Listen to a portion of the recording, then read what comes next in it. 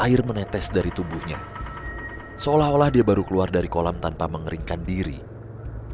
Aku takut setengah mati, ingin lari, tapi tubuhku gak bisa digerakkan. Lebih parahnya lagi, sosok itu duduk tepat di sampingku. Udah muter-muter nyari jalan, ternyata gak nemu jalan besar. Om Anes mau nanya warga sekitar, tapi ternyata kok gak ada warga di sekitar sini. Kita semua baru sadar dan heran. Tiba-tiba, entah kita sadar atau gimana, muncullah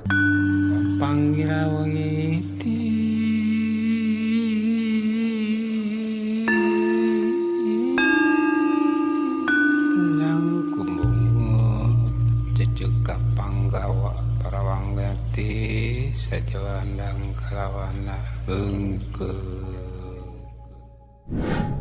Assalamualaikum warahmatullahi wabarakatuh. Shalom, Om Swastiastu, Namo Buddhaya. salam kebajikan. Selamat datang kembali di podcast Malam Kliwon episode 692. Selamat pagi, Itu dia. siang, sore, malam teman Kliwon dimanapun Anda berada. Sehat selalu, lancar rezekinya. Amin. Masak nasi. Kalau nggak mau ya kagak apa-apa. Ya, Buat teman Kliwon yang sedang menonton, jangan lupa untuk like dan hype video ini agar bisa sampai ke teman-teman yang belum jadi teman Kliwon. ya, episode 691 ada satu yang lupa ketinggalan, yaitu mengingatkan kembali teman Kliwon kalau mau menjadi narsum. Ya. Itu langsung aja nih, langsung keluar. Tapi jangan lupa ada passwordnya. Cemilan Cemilan coklat, coklat, colok dong. Nah, ada VNH-nya ya. Nambah lagi aja.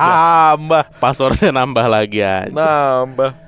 Oke, kita seperti biasa mau kembali membacakan cerita kiriman dari teman Kliwon. Dan kali ini ada 2 buah cerita yang akan kita bacain. Cerita pertama, Yang lagu aja ya. Sakma. Bukan. Yang mana? Kami adalah arwah-arwah kesepian. Nah, itu. Boleh deh. Hai. Biasanya teman-teman dan keluarga memanggilku Tata. Sekarang aku bekerja di salah satu perusahaan properti di Bekasi. Aku ingin berbagi pengalaman saat masih mondok di sebuah pondok pesantren yang juga terletak di Bekasi. Waktu itu aku kelas 2 SMP. Entah kenapa pengalaman ini sangat membekas sampai sekarang. Setiap detil kejadiannya aku masih ingat banget dengan jelas. Sekitar jam 11 malam aku masih duduk di zawiyah atau aula mini khusus perempuan. Di situ sibuk menghafal Al-Quran untuk setoran hafalan besok pagi. Karena targetnya cukup banyak, aku memutuskan diri untuk tidur lebih larut dibanding santriwati lain. Padahal jam tidur di pondok adalah pukul 9 malam. Tapi karena tuntutan hafalan, mau tidak mau aku harus begadang nih. Karena terlalu lelah dan mengantuk, aku akhirnya ketiduran di zawiyah. Gak lama kemudian kakak senior membangunkanku dan menyuruhku untuk pindah ke kamar. Dengan badan sempoyongan dan mata yang sangat mengantuk, aku memaksakan diri naik tangga menuju asrama. Saat itu semua orang sudah terlelap, hanya aku yang masih terjaga. Di pondok, kami tidur menggunakan kasur lantai. Karena sudah terlanjur ngantuk, aku gak sempat gelar kasur di tempat biasa. Aku hanya mengambil sembarang bantal yang ada di dekatku, dan yang pasti itu milik teman sekamar, lalu langsung tidur. Dalam hitungan detik aku terlelap. Tapi anehnya, rasa kantuk yang tadi begitu berat tiba-tiba hilang begitu saja. Aku berpikir untuk pindah ke tempat tidurku yang biasa. Karena katanya gak baik atau pamali tidur di dekat pintu. Tiba-tiba tubuhku kaku, sulit bergerak, terasa kebas. Mataku setengah terpejam, dan juga setengah terbuka. Jadi antara sadar dan tidak sadar lah. Sebenarnya aku memang sering mengalami ketindihan atau yang biasa disebut rep-repan. Tapi kali ini terasa berbeda. Aku sangat kaget dan ketakutan saat melihat sosok perempuan tua di hadapanku. Tubuhnya kurus, tampak busuk dan lembab. Rambutnya basah seperti habis kecebur ke dalam genangan air. Wajahnya sangat menyeramkan, giginya gak beraturan, matanya sayu dan kulitnya seperti borok bernanah. Air menetes dari tubuhnya. Seolah-olah dia baru keluar dari kolam tanpa mengeringkan diri. Aku takut setengah mati. Ingin lari, tapi tubuhku gak bisa digerakkan. Lebih parahnya lagi, sosok itu duduk tepat di sampingku. Aku ingin berteriak, tapi tenggorokanku terasa tercekat. Aku mencoba membaca berbagai doa dan ayat Al-Quran yang pernah aku pelajari. Tapi gak ada reaksi apapun. Tiba-tiba wanita itu merintih pelan.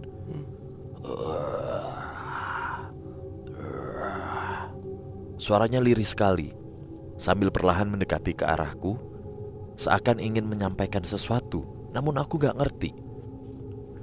Saat itu aku sama sekali gak bisa berpikir positif. Yang ada di pikiranku hanya satu, dia akan mencekik dan membunuhku, seperti di film-film horor. Aku mencoba menarik napas perlahan, lalu menghembuskannya dengan kuat sambil terus membaca ayat-ayat Al-Quran. Aku ulangi hal itu berkali-kali. Di percobaan ketiga, akhirnya aku berhasil tersadar dari kondisi itu. Rasanya waktu berjalan sangat lambat, seperti hampir setengah jam aku ditahan oleh sosok tersebut. Namun ketika aku melihat jam dinding, ternyata hanya berlalu sekitar 5 menit sejak aku masuk kamar. Wah, gak beres nih, pikirku. Aku langsung bergegas mengambil wudhu lalu kembali tidur di tempat biasanya. Keesokan harinya aku hanya menceritakan kejadian ini ke beberapa teman. Tapi gak ada satupun dari mereka yang pernah mengalami hal yang serupa. 2 hari setelah kejadian itu, bertepatan dengan hari penjengukan, aku menceritakannya kepada Mama. Lalu Mama menyuruhku menelpon Bude yang tinggal di Jawa Timur. Karena beliau dianggap lebih paham soal hal-hal goib dan juga menganut Islam kejawen. Setelah mendengar ceritaku, Bude berkata, "Gak apa-apa, itu arwah yang tidak baik, tapi bukan jahat.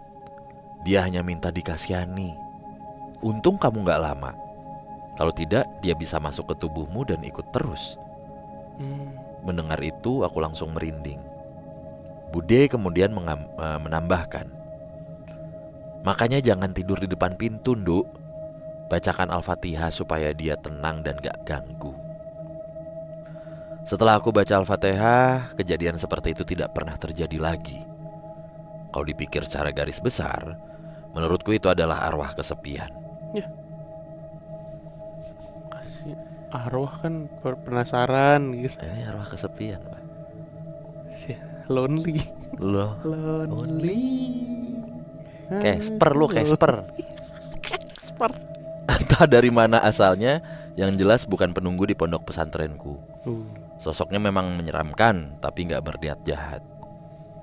Sekian cerita dariku, mungkin tidak terlalu serem, tapi saat mengalaminya aku benar-benar ketakutan dan sampai sekarang semuanya masih teringat jelas. Terima kasih dan semoga PMK semakin sukses. Amin. Terima kasih Tata. Pesantren di daerah Bekasi ya? Benar. Oh. Tata ini ditampakkan oleh sosok nenek-nenek yang tubuhnya kurus, busuk dan lembab. Serem sih sosoknya ya. Abis nyebur kan. Kulitnya seperti borok dan bernanah. Waduh. Ya ini tipikal makhluk-makhluk gaib yang apa istilahnya, yang selalu tampak lepek gitu ya. Di film-film horor sih. Iya, kayak begini nih pasti nih. Benar-benar gak biasa visualisasinya. Tapi gue ini deh agak bukan kurang ya, tapi kayak ironi aja gitu.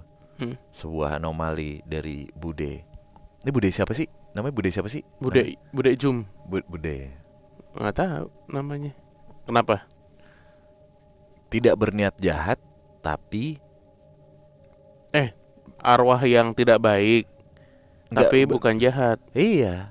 Di akhir kan tidak berniat jahat kan, kesimpulannya. Ya kan? Tapi budenya juga bilang dia tuh bisa masuk ke kamu dan ngikut.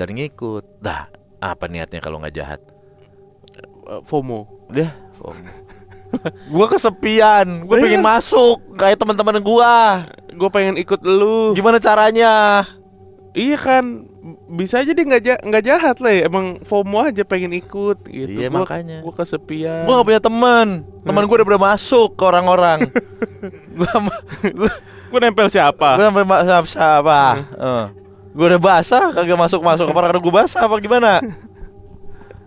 Masuk angin tahu. Nih. Lalu mamah menyuruhku menelpon Bude yang tinggal di Jawa Timur. Karena beliau dianggap lebih paham soal hal-hal gaib dan berjualan rujak cingur. Oh, sebuah silogisme. Sebuah silogisme. Emang kenapa kalau jika A sama dengan B? Emang kenapa? Makanya. Udah, telepon Bude Gi. Bude kan paham soal hal gaib. Bude juga jualan rujak cingur. Lebih spesifik lah. Terus kenapa sih? Lalu mama menyuruhku untuk menelpon Bude yang tinggal di Jawa Timur. Selain Bude bisa apa? Karena beliau dianggap lebih paham soal hal-hal gaib, dan beliau juga staf karyawan Mak Yeye. Lu tahu nggak lu Mak Yeye? Ada restoran, bukan restoran, apa tempat makan. Terkenal. Enak itu. Sambelnya pedes. Yang bener. Hah? Enak banget. Makan apa lu waktu itu? Telur dadar. Orang ikan pari. Ikan pari. Kan ada telur dadar itu. Oh iya ada, bener kan? ada. Gua makan ikan pari. Itu kan sambelnya kan yang terkenal kan. Iya. Mak Yeye dibalik gimana ya? Muntah. Mak Yeye. Jadi keren. Mak Yeye yang ini apa namanya? Jadi ada nadanya deh. Itu apa sih? Jadi lagu ya Roma goblok. Iya apa ininya? Pak Guru. Oh iya, yang ini apa namanya? Gitu. Ini arwah kesepian ya. Biasa tuh kan arwah penasaran. Arwah apa lagi ya biasanya tuh? Arwah Penasaran doang ya. Arwah murka, arwah gentayangan. Nah, ini arwah kesepian. Iya, maksud gue gimana ya? Arwah dan kesepian. Mungkin di dunia arwah juga ada, bisa dikucilkan juga kali Le.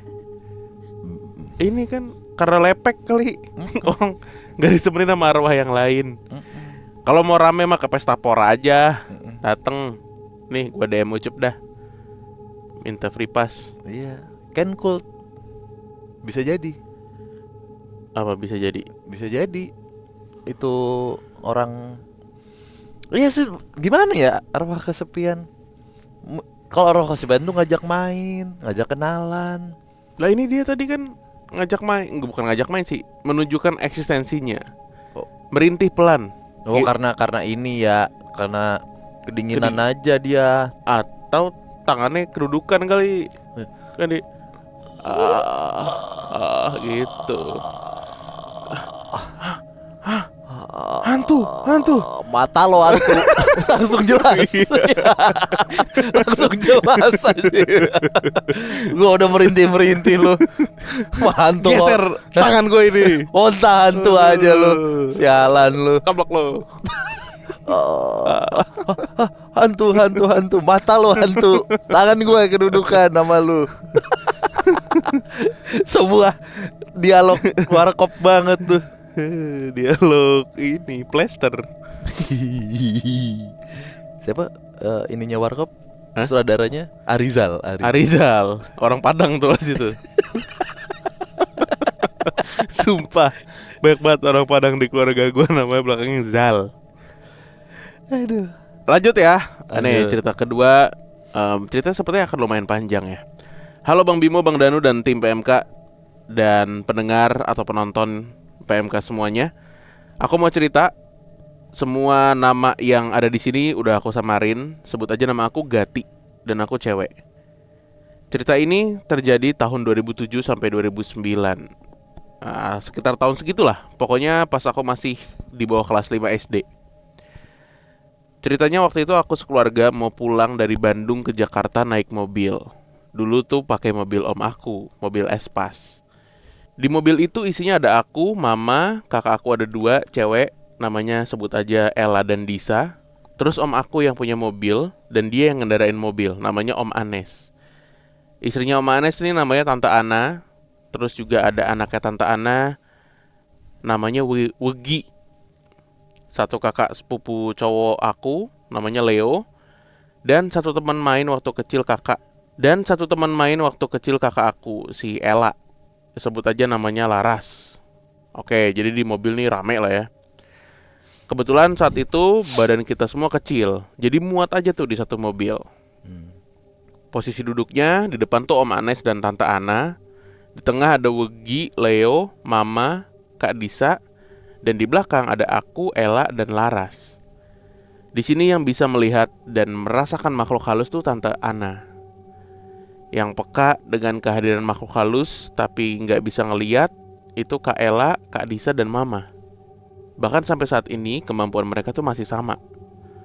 Untungnya kalau aku nggak bisa ngeliat dan merasakan yang kayak gitu, atau nggak peka lah. Nah sisanya aku nggak tahu mereka sama kayak aku, nggak punya kelebihan, atau punya kelebihan tapi nggak ditunjukin. Waktu itu pulang dari Bandung tuh siang, aku lupa tepatnya jam berapa. Di saat itu Kak Disa udah punya HP yang ada kameranya. Aku lupa HP apa. Kak Disa tuh foto-foto pemandangan gitulah, asal jepret waktu macet. Kebetulan Kak Disa nih ngejepret pohon. Dan pas diperhatiin, ternyata dapat foto penampakan. Pas Kak Disa tunjukin dan kita semua lihat, di situ ada foto penampakan kepala dengan rambut acak-acakan, pendeknya tuh sedagu. Mukanya pucat dan agak hancur. Tekstur mukanya tuh kayak yang di Exorcism of Emily Rose. Aku ngetik ini tuh langsung merinding kalau diinget-inget. Ya aku gak tahu ya bang, namanya juga HP jadul, kameranya belum sejernih sekarang. Lalu Tante Ana suruh Kak Disa untuk hapus foto itu, karena katanya gak baik nyimpen foto penampakan. Ya udah, Kak Disa nurut aja. Kira-kira udah mau jam 5 sore, di jalan yang mau masuk tol tuh ternyata macet banget. Karena besok kita pada masuk sekolah, Om Anes ngide lah nyari jalan tikus. Dengan modal taya sekitar, ya namanya juga tahun segitu ya, belum ada Google Maps. Akhirnya Om Anes tanya bapak-bapak di sekitar jalan, ada gak jalan tikus biar gak ngelewatin tol yang macet. Akhirnya diarahkan nih. Kita sampailah di sebuah pedesaan gitu. Jarak dari rumah ke rumah tuh jauh, mungkin sekitar 10 meteran. Dan bukan tipe pedesaan yang dikelilingi hutan. Ini sekitarannya tuh kayak tandus saja gitu. Gak tahu ada di mana, diantah berantah gitu kita rasanya. Aku, Mama, Kak Ella, dan Kak Disa tiba-tiba kebelet pipis. Aku lupa antara Mama atau Kak Disa ternyata tuh lagi haid. Terus antara mereka berdua bilang lah ke Tante Ana, gimana nih, kebelet pipis tapi lagi haid. Kata Tante Ana, gak apa-apa, asalkan numpang-numpang dan disiram sampai bersih. Akhirnya kita numpang pipis di salah satu sekolah di situ. Aku nebaknya sih itu tuh sekolah SD gitu, karena kelasnya sedikit banget dan lapangannya juga kecil banget. Gak ada plang apa-apa, cuma tembok dicat kayak gambar kartun anak sekolah berpakaian SD gitu lah bang. Template sekolah-sekolah SD. Kita numpang di kamar mandi yang bisa dibilang sangat tidak proper. Mohon maaf ya, mungkin karena di pedesaan. Temboknya cuma semenan, gak diaci, gak dirapiin. Gentengnya tuh dari seng yang udah bolong-bolong. Dan lantainya juga di semen kasar aja. Bahkan pintunya pun dari seng.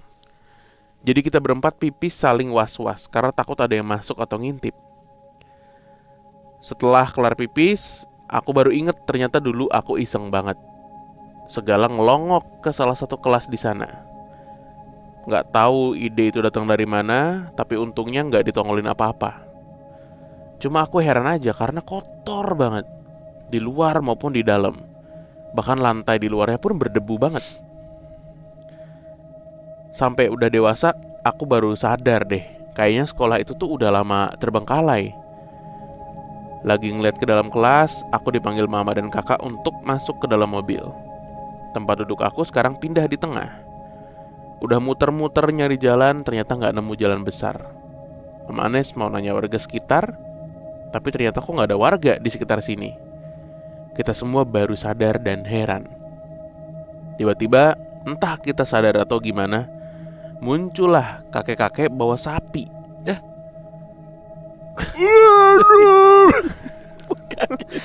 Apa sih? Pantun, Nun. pantun itu. Hah? Pantun. Kakek-kakek bawa sapi. Kok di tengah cerita ada pantun? Maksudnya Sampai ngiler gue. Maksudnya nuntun kali ya. Kalau bawa sapi dia emang Rizky Juniansyah.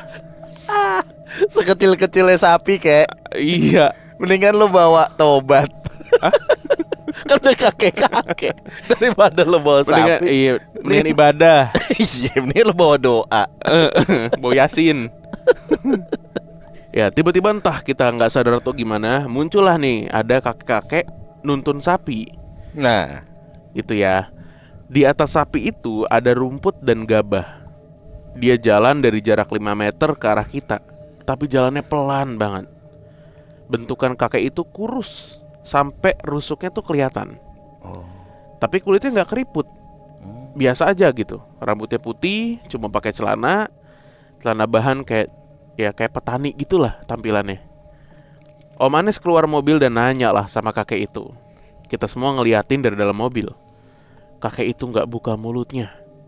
Dengan muka yang bener-bener pucat dan datar, dia cuma nunjuk arah pakai jari telunjuk yang ngarahin kita buat lurus aja. Seketika kita langsung merinding tuh. Tante Ana langsung manggil Om Anes dari mobil. Udah yuk masuk. Kita lurus ke depan aja. Seakan-akan Tante Ana tahu ada yang gak beres nih di desa ini. Ketika Om Anes udah masuk mobil, tiba-tiba ada warga banyak bang. Tapi kita sama sekali gak ngelihat ada anak kecil. Semuanya tuh orang tua.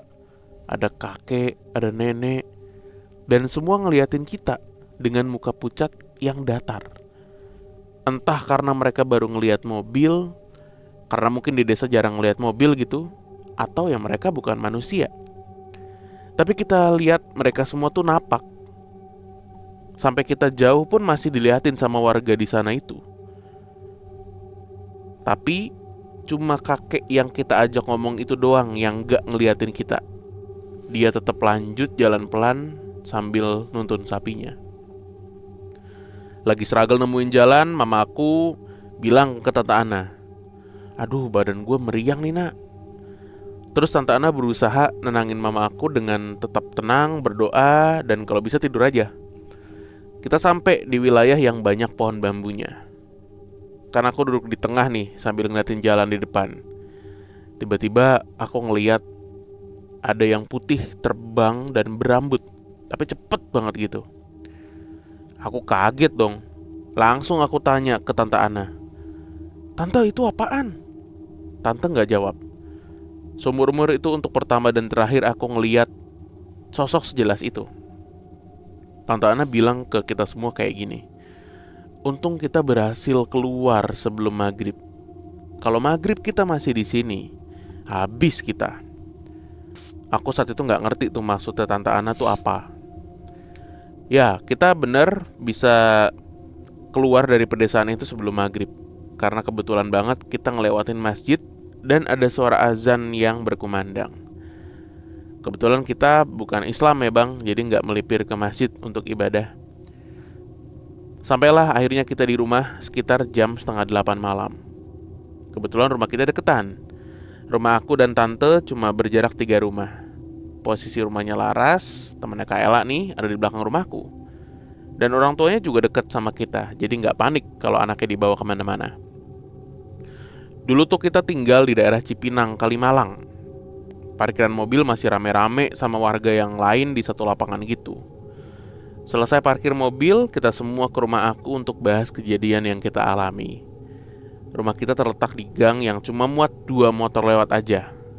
Jadi dari parkiran kita jalan dulu 2 menitan lah jalan. Kalau dari parkiran ngelewatin rumah Tante Ana dulu nih. Jarak 3 rumah baru rumah aku. Di antara jarak tersebut ada pohon belimbing yang lumayan spooky. Tapi di samping pohon itu ada rumah dan ada yang nempatin. Cuma emang gak tahu kenapa di bagian pohon itu gak dikasih lampu. Pas udah sampai di rumah, Tante Ana cerita tadi pas anak-anak udah tidur, di jalanan besar mobil kita gak bisa lewat karena ada ular kobra. Aku gak lihat ulernya karena aku lagi tidur. Kata Tante Ana itu pertanda gak bagus. Aku lupa deh Tante Ana jelasin atau enggak kenapa bisa ada ular. Dan yang lebih bikin merinding lagi, pas pulang tadi, ternyata tante aku disiram pasir sama penunggu pohon belimbing itu. Kata tante aku, sosoknya hitam gede tuh yang nyiram pasir itu. Seingat aku, Tante Ana bilang bahwa kita memasuki desa gaib. Dan itu bukan orang tuh yang kita lihat. Pokoknya serem banget deh. Besoknya emaknya Laras cerita, habis pulang dari ikut kita, dia langsung sakit. Badannya panas. Entah emang karena kecapean atau ada hubungannya sama perjalanan kita kemarin ya. Mama aku sempat meriang juga, tapi besoknya udah sembuh. Ya udah gitu aja bang ceritanya. Maaf kalau kepanjangan ya. Terima kasih sudah dibacakan dan sukses terus buat PMK.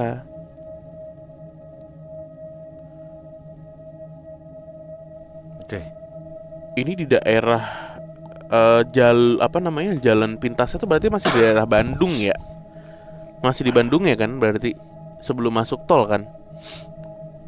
Atau gimana ya? Gue penasaran ini nyari alternatifnya dari mana gitu. Hah? Ya, paham. Tikus dari Bandung ke Jakarta, tikus apaan? Tikus makan sabun. Gimana? Tapi perihal kakek-kakek tadi ya. Itu masih bisa diperdebatkan. Apa? Menurut gua masih belum pasti kalau dia hantu. Gitu. Coba deskripsiin lagi di part yang tadi. Ada kakek-kakek bawa sapi, nuntun sapi. Perawakannya coba. Di atas sapi ada rumput sama gabah. Jam berapa itu? Nah, ini tuh udah jam, ini sih sore harusnya ya. Ya udah. Sebelum maghrib kan? Sebelum maghrib benar. Pas sebelum maghrib. Oke, terus bentukan kakek itu kurus banget, sampai rusuknya kelihatan. Betul. Tapi kulitnya nggak keriput, biasa aja. Rambutnya putih, pakai celana bahan gitu, kayak petani lah tampilannya. Udah gitu deskripsinya. Iya. Pucat kan? Pucat. Sore Nuntun sapi. Lu ajak ngobrol. Ya orang udah capek, Pak. Orang kerja aja pulang kerja udah kalayu. Gimana capek-capek gimana kakek-kakek bawa sapi lo tanya jalan. Ya udah pasti pucet. Lah iya kan. Udah pasti kuyu. Lah iya. Jadi udah kuyu banget, Pak. Jalan raya kemana kek? Isyarat doang. Kalau gak gini ya. Loh, kok kesana kek? Enggak, yang bener nih yang mana? Ya, jadi tengah. Atau gini. Orang Inggris. Lah orang Inggris. Lah iyalah, tapi mukanya pucet. Ya belum makan, kita belum tahu. Lu bayangin petani kita gizinya seberapa bagus sih? Betul. Iya, nuntun sapi. Kalau dia lagi marahan sama sapinya kita juga nggak tahu. Iya. Kalau sapinya nurut. Kami yang gak mau jalan, ayo. Iya, sapi ngambek. Pernah lihat kan sapi ngambek? Idul Adha tuh selalu ada tuh sapi ngambek. Lu tanya jalan, dia tidak membuka mulutnya, dia hanya menunjuk. Ya jelas lah. Capek kita. Kalau lu kasih nih, misalnya gini nih. Apa? Ini apa? Rekonstruksi. Lo kakeknya. Lo Om Anes kan berarti kan. Kayak ini kayaknya kami tersesat kek. Ini kami nyari jalan. Kalau ke jalan raya kemana kek ya? Nah, kalau gini kan beda. Kek, kita tuh mau nyari jalan kek. Kesesat kek. Jalan raya di mana kek ya? Kalau abang dari sini lurus aja. Nanti tuh akan ada perempatan. Nggak ada lampu merahnya tapi cuma suka ada yang dagang bajigur tuh di situ. Oh, abis itu dagang bajigur gimana? Nah, kalau udah 1.000 nambahnya. Kagak nambah infonya. Perhitungan. Iya, kalau cuma nanya doang mah Thank you sebel. dah. Iya. Thank you dah. Belum tentu hantu dia. Kasihan lo. Fitnah kakek-kakek hantu, kakek-kakek pucat lo kira hantu. Kayak tukang parkir aja. Dikasih 2.000 manggilnya Pak. Dikasih 10.000 manggilnya bosku. Gitu. Iya. Bener. Iya. Pakai celana bahan gitu, ya kan? Nah, X juga sih. X. iya. Jalan sama orang Priuk. Makanya ya, lihat waktu lagi, kapan nanyanya, kakeknya lagi ngapain. Iya loh. Kita nggak tahu juga sapinya lagi ngambek. Atau berantem sama istrinya di rumah. Nah, iya. Dia tuh lagi merenung bawa sapi. Terus tadi ada penjelasan lagi. Yang aneh, di situ tidak ada anak-anak. Semuanya kakek-kakek udah merantau. Itu Iya. bener. Seperti di Korea. Anak-anaknya Seperti di Korea. udah kerja di pabrik. Bener. Bisa. Anak-anaknya di mana? Kerja di PT. Itu dia. Iya. Oh, sih saya orang tua. Itu Bener. satu desa. Jadi itu gua ke sebuah kota di Korea kagak ada anak muda ya coy. Betul. Orang tua semua anjir di Bucheon. Iya. Dari cerita horor ini, dari cerita penjelasan di desa tadi itu ya, tidak ada anak mudanya dan orang tua yang bertani. Kita harus kritis. Zam. Tidak ada regenerasi petani, guys. Mau makan dari mana? Siapa yang menyediakan beras kita? Masa ya kita kudu impor? Tuh. Indonesia tuh kaya, tapi siapa yang mau melanjutkan menjadi petani? Setelah ini sudah menjadi bukti. Kita akan buka dialog dengan Ketua Himpunan Kerukunan Tani Indonesia ya. Nah, itu dia. Siapa tuh? Siapa? Saya tidak berani. Kita pamit guys. Terima kasih. Sampai jumpa di episode berikutnya. Dadah. Dadah.